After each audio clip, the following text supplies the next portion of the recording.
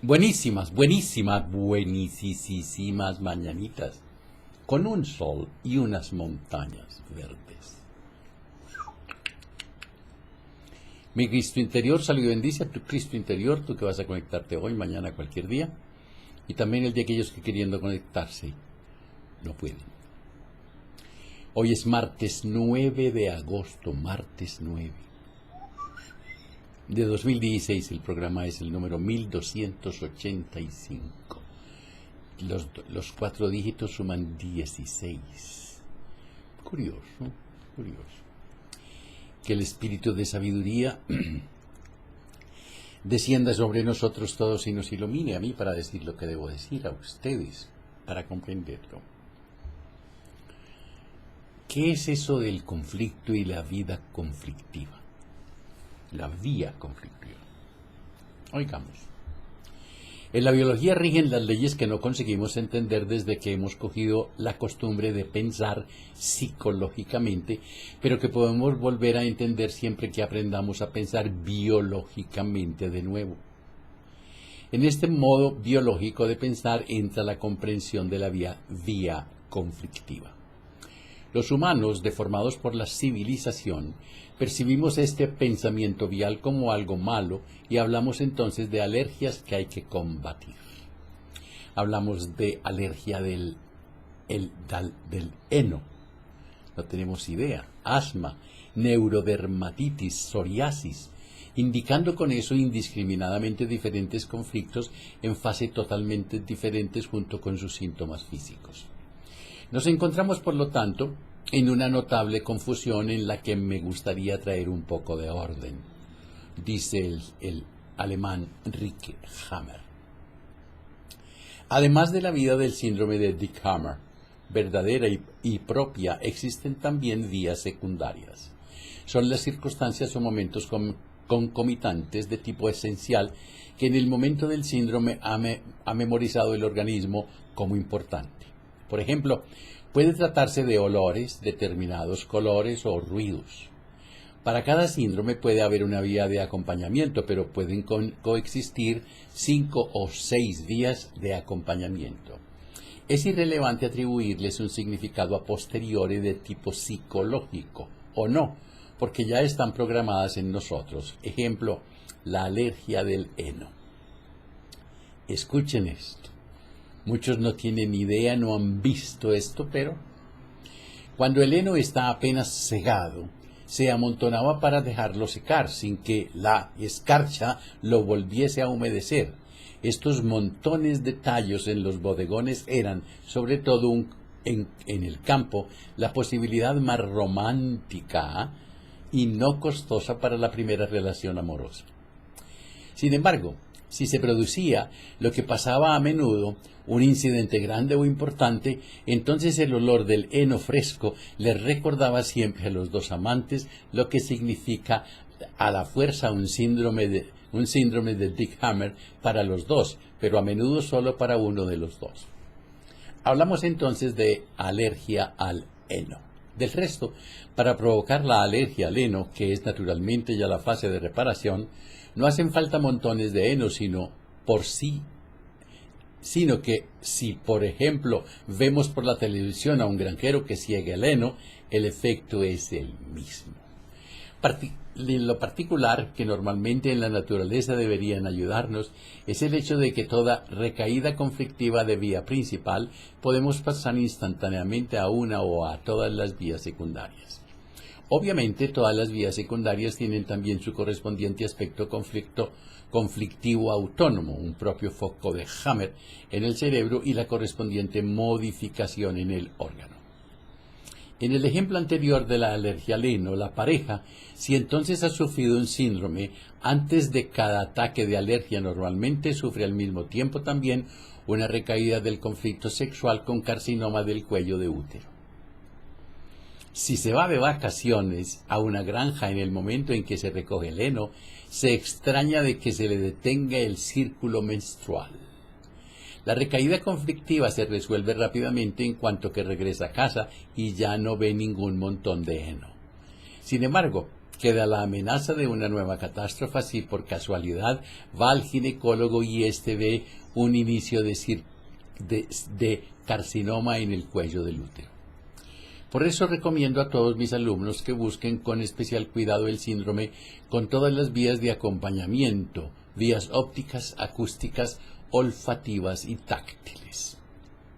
Siempre tienen que tener presente que todas estas no son disfunciones, como se consideraban al principio, las denominadas alergias, sino verdaderas señales mentales que sirven para avisar al organismo de un tipo de catástrofe ya experimentada en el pasado. No basta con haber encontrado las vías de acompañamiento o secundarias, hay que explicárselas con calma al paciente del modo como por ejemplo la alergia a las nueces. Ese es otro. Desde que me acuerdo he sufrido fuegos en la boca. Solo quien las ha sufrido sabe lo que duelen. No era raro que tuviese 2, 3 o 4, a veces grandes como una uña. Cuando era niña, entonces, el médico de cabecera de Oberndorf decía que se trataba de una carencia de vitamina B, pero las gotas que me recomendaba no me servían para nada. Seguidamente, cuando nos trasladamos a Radolfzell, en el lago de Constanza, me explicaron que la cosa tenía que ver con la pubertad. El 5 de agosto de 1961, y estamos a 9 de agosto. Me casé y el 7 de junio de 1972 me separé. 11 años. Después de la operación en 1970 por un tumor en la trompa ovárica derecha, supe por el doctor que ya no podría tener niños, porque el ovario izquierdo era solamente una formación de mucosa. Y el derecho, a causa de la operación, ya no funcionaba más, dado que mi marido quería tener hijos, nos separamos. Cuando tras la separación en 1972 tuve que empezar todo de nuevo, me mudé a Walbrom y volví a ocuparme del problema de los fuegos, ya que había cumplido 31 años. Pedí una cita en la clínica dermatológica de Karlsruhe. Les conté mi problema y me preguntó si podía mostrarme algo. Le dije que sí y me enseñó 2 fuegos, la mucosa de su boca. Me prescribió una tintura azul que se preparaba en la farmacia. Le dije al profesor que lo que quería era algo con lo que no me volviesen a salir. Me contó que probablemente se trataba de una enfermedad hereditaria y que me tenía que convencer. Me preguntó además si alguien de mi familia lo sufría, lo que negué, solo me afectaban a mí. Sin embargo, no estaba del todo segura y le pregunté a mi madre si conocía o se acordaba de alguien de la familia que los hubiese sufrido. Mi madre me dio una respuesta negativa y con ello la cuestión volvió a estar zanjada. La cosa es que unos días después mi madre me llamó por teléfono y me pidió que fuera un momento a la casa. Cuando fui me enseñó, para mi sorpresa, que tenía un fuego en la boca. En ese momento casi creí en la enfermedad hereditaria.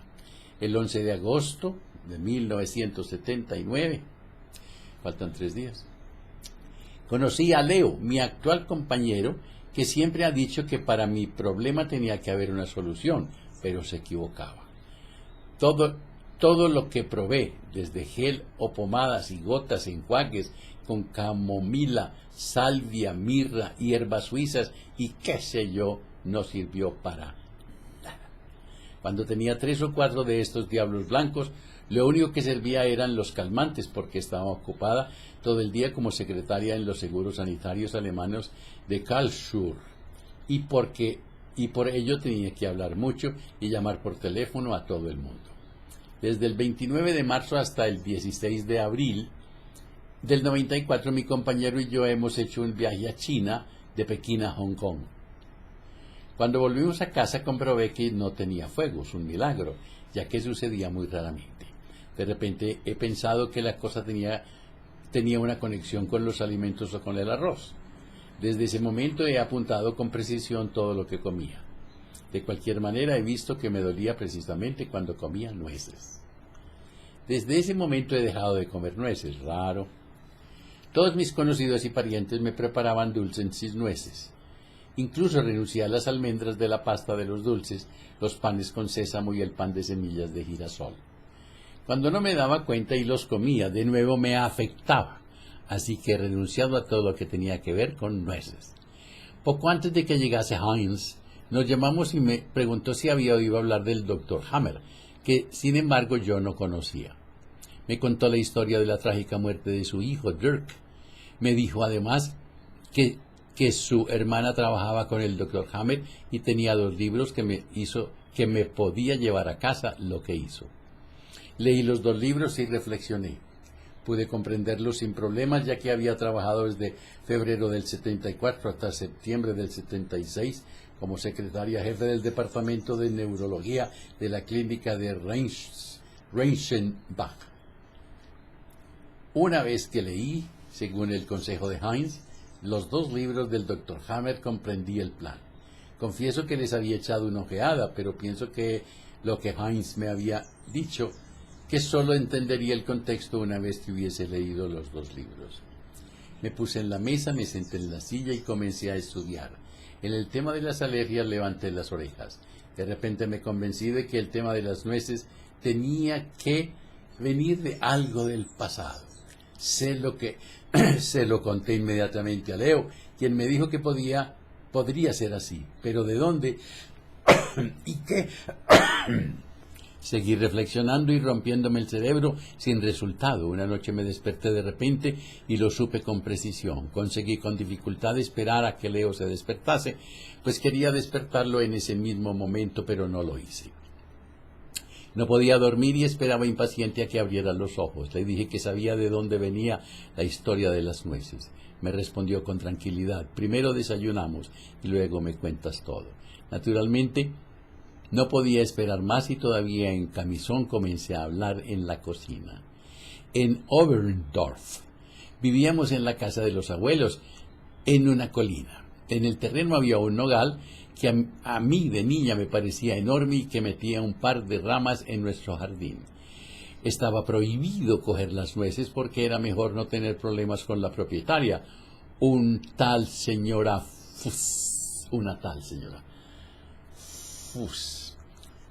Con ese apellido no muestra una señora querida.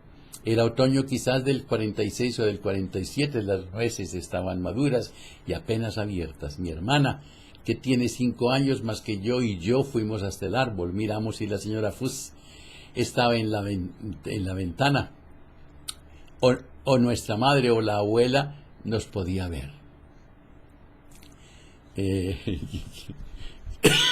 Se nota inmediatamente el miedo. No se veía a nadie, entonces cogimos las nueces tirando las cáscaras en el jardín de la señora Fuss, que inmediatamente abrió la ventana y gritó: «¡Dejad las nueces o voy para allá!». En el mismo momento nuestra madre miró hacia nosotras y, entendiendo lo que pasaba, gritó enfadada: «¡Regina! ¡Otili! ¡Volved ahora mismo aquí!». Estaba esperándonos con el sacudidor de alfombras en la mano y nos dio una buena paliza. Decía que nos haría perder la costumbre de coger nueces, aunque nos tuviese que dar hasta matarnos. Por lo demás, no me acuerdo ya de la señora Fuss, pero su voz rabiosa no la voy a olvidar en toda la vida. No sé si volví a coger nueces, pero me cuesta imaginármelo. En enero de 1951 nos mudamos a Radolself. La prohibición se esfumó en el aire y durante las vacaciones que todos los años pasamos junto a mis abuelos, las nueces todavía no estaban maduras. En este punto me parece importante contar a mi hermana que mi hermana jamás ha tenido ningún problema con nueces. Una vez que le hube contado la historia, mi compañero dijo que los sucesos a causa de las nueces bien podrían ser la razón por la que no soportaba nada que tuviese gusto parecido a la nuez. Un par de días después les conté la historia a mi madre y a mi hermana. Los dos se acordaron bien del suceso. Entonces comencé a reflexionar sobre lo que tenía que hacer, pero no tenía ni idea de por dónde empezar y no era posible preguntar a nadie. Después de unas 2 semanas compré una bolsita de nueces y puse un par en un cuenco. Durante toda la tarde miraba y volvía a mirar las nueces. Por la tarde le dije a Leo, bueno, me voy a comer las nueces, mi madre no me va a pegar y la vieja Fus ya hace mucho que está muerta, o sea que no me puede pasar nada. Con sentimientos encontrados abrí la primera nuez y me comí la mitad. Me comí otras 2 o 3 nueces pensando siempre que no podía pasar nada. Después de unos 10 minutos noté de repente que la boca me quemaba y picaba.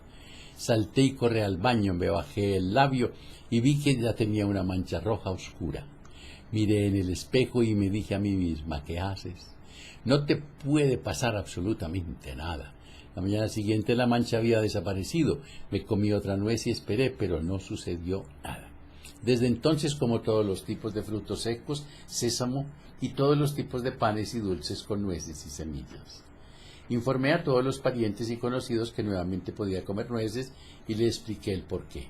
Había sufrido fuegos durante casi 50 años de mi vida a causa de la terrible paliza y de la amenaza de muerte por culpa de las malditas nueces.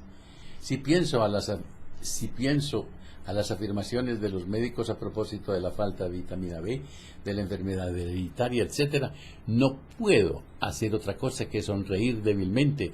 Ahora estoy en condiciones de decir qué estupidez.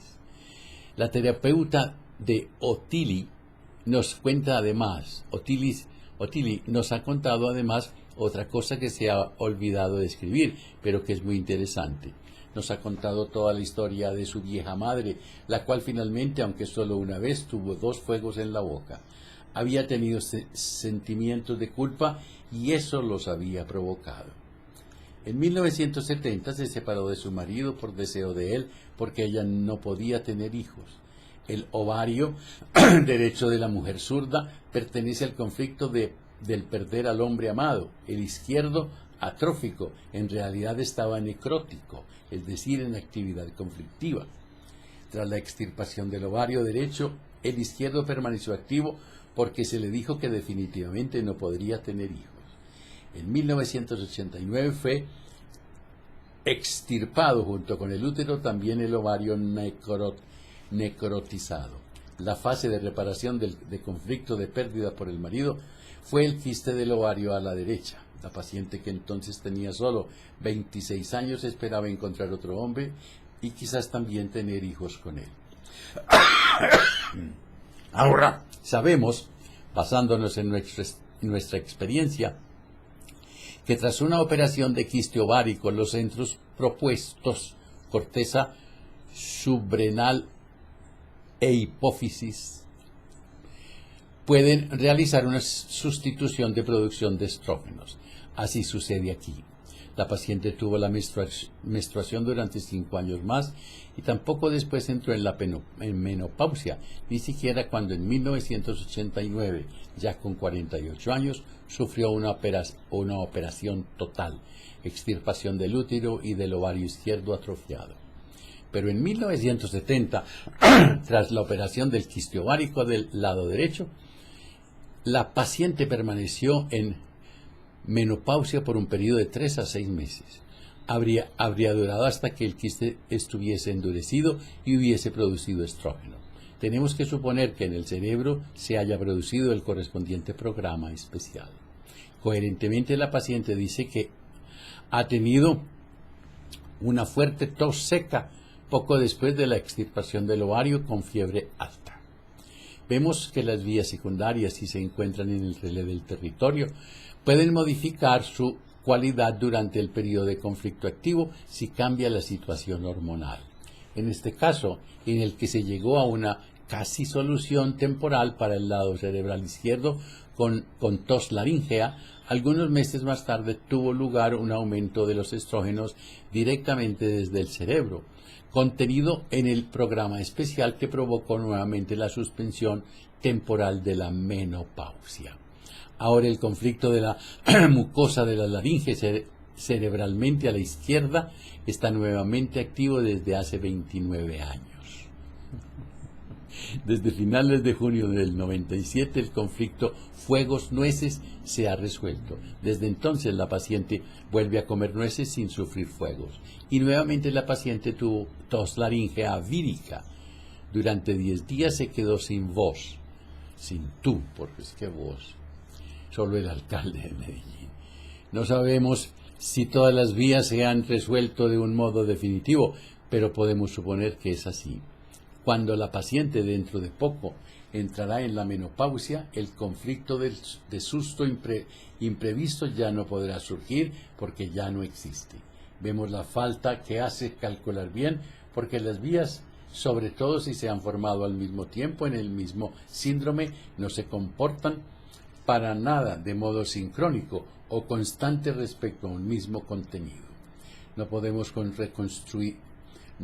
reconstruir exactamente si los conflictos con constelación esquizofrénica del tronco cerebral, confirmados abiertamente por la paciente, estuvieron siempre activos durante la mayor parte del tiempo o solo de vez en cuando. En el momento de estas imágenes, el 17 de agosto de 1998, los dos están resueltos. Desde junio del 97 ya no ha sentido consternación. Por suerte, como ya hemos dicho, estas vías no se diagnosticaron jamás. Antes de la nueva medicina, cuando estos síntomas se consideraban malignos, el diagnóstico habría sido una condena a muerte para la paciente y los fuegos en la boca habrían sido metástasis evidentes, algo horrible de imaginar. Además, también es interesante el hecho de que la madre estaba sufriendo un conflicto. Al padre los cachetes le hacen normalmente más daño que al mal hijo, pues de otro modo no se habría asociado espontáneamente a las aftas de la hija. Dr. Rike Gilhammer. Qué interesante.